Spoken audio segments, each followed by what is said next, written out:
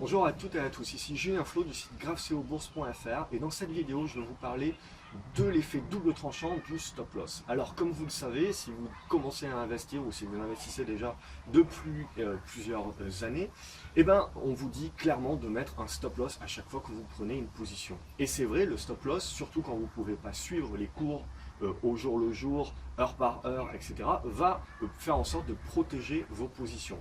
Maintenant, il est à double tranchant.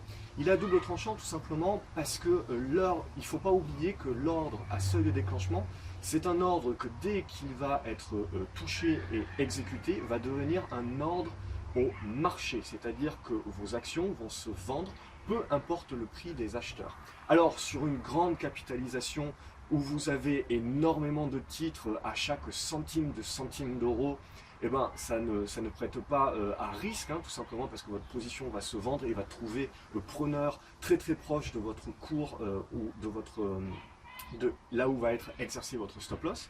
Par contre, le double tranchant est là où il ne faut pas utiliser l'ordre à seuil de déclenchement, c'est souvent sur les petites capitalisations ou en tout cas les titres, les actions qui ont des carnets d'ordre vides. Alors comment vous pouvez savoir qu'un carnet d'ordre est vide? Tout simplement vous devez regarder ce carnet d'ordre sur l'action et vous devez regarder le nombre de titres qui sont à l'achat et surtout le spread et derrière la différence que vous avez entre les acheteurs. Est-ce que vous êtes au centime d'euro près? Là, c'est suffisamment sécurité et safe pour mettre un autre stop loss. Ou est-ce que au contraire, vous avez un acheteur par exemple à 1 euro, et puis l'acheteur suivant il est à 97, et puis l'acheteur suivant il est à 90 centimes d'euros, et chacun ils ont pour 200 titres, et vous avez plus de 2000 titres en portefeuille. Donc première chose, c'est la taille de position. Donc attention, si vous avez une taille de position qui est trop grosse par rapport à ce qu'il y a dans le carnet d'ordre et donc à votre capacité de pouvoir vendre cette position facilement derrière et trouver preneur facilement à un prix voulu déterminé. Et deuxième risque, c'est de mettre un stop loss justement sur ce genre de position où d'une part vous êtes trop gros et deuxièmement les premiers acheteurs derrière ils sont très très éloignés les uns des autres. Ce qui fait que qu'est-ce qui va se passer quand vous allez mettre un ordre stop loss sur une action comme ça avec un carnet d'ordre vide? Tout simplement votre stop loss va se déclencher et plutôt que de se vendre au plus près du prix de votre stop, il va se vendre, il va se transformer en ordre à tout prix et il va se vendre aux premiers acheteurs. Alors, et que ça peut, donc en fait, vous allez tout simplement, surtout si vous avez une grosse position, vous allez tout simplement bouffer tous les acheteurs qui sont dans le carnet d'ordre et vous allez vendre successivement toute votre position aux acheteurs de plus en plus bas. Et ça peut avoir des ravages quand même très très importants. Surtout donc, plus vous avez un carnet d'ordre qui est vide. Et ça peut vous faire vendre votre position bien plus bas que ce que vous l'auriez voulu.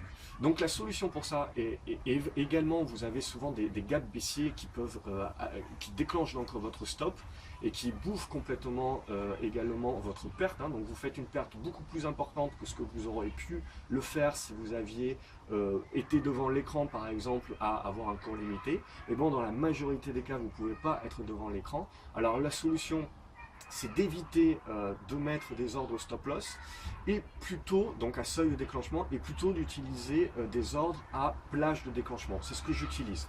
Alors premièrement, j'utilise tout le temps des ordres à plage de déclenchement, c'est-à-dire que vous allez définir la plage à l'intérieur de laquelle l'ordre va devoir s'exécuter.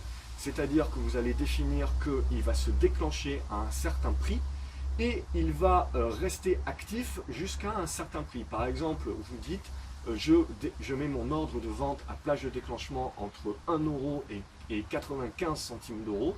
C'est-à-dire que si vous avez un gap baissier le lendemain à 94 centimes d'euros, votre ordre ne se déclenche pas, vous n'avez pas vendu la position. Donc surtout lorsque vous avez des gros décalages de cours, c'est important de pas tout de suite vendre la position potentiellement pour jouer un rebond et donc pour essayer de la vendre à cours limité à moindre mal.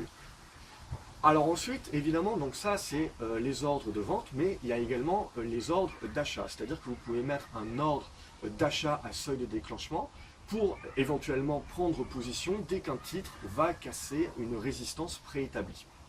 Là aussi, vous avez un risque sur justement lorsque vous allez avoir des gros achats avec des gros volumes qui vont vider le carnet d'ordre ou des carnets d'ordre qui sont tout simplement déjà vides sur une action prédéfinie, et bien ça va vous faire acheter, ces seuils à déclenchement va vous faire acheter plus haut que ce que vous l'auriez voulu. Donc vous allez avoir un prix de revient plus élevé que ce que vous l'auriez eu si vous aviez pu passer l'ordre en direct à cours limité ou si vous aviez utilisé l'ordre à plage de déclenchement. Donc là également, que ce soit à la vente ou à l'achat, je vous recommande d'utiliser l'ordre à plage de déclenchement et pas l'ordre à seuil de déclenchement parce que tout simplement ça va vous permettre de maîtriser un peu plus votre prix d'achat ou votre prix de vente et accumuler sur toute une année, ça va vous permettre de faire tout simplement des économies et donc d'augmenter, de réduire potentiellement vos pertes et de ne pas acheter trop haut certaines actions et donc d'augmenter vos profits. Et à la fin d'une année, croyez-moi, ça fera la différence. Comme d'habitude, si vous avez aimé cette vidéo, n'hésitez pas à mettre un pouce bleu en bas de celle-ci. Ça me motive à continuer à me faire ces petites vidéos courtes de conseils gratuits. Abonnez-vous à la chaîne YouTube également, ça vous permet de recevoir une notification dès que je publie une nouvelle vidéo et donc de rien louper. Et puis si vous débutez ou si vous voulez progresser dans votre trading et dans votre investissement, n'hésitez pas à télécharger mon guide gratuit, vous avez un lien en bas de cette vidéo dans la description et ça vous permettra tout simplement d'avoir les bonnes bases et les grands principes pour réussir en bourse.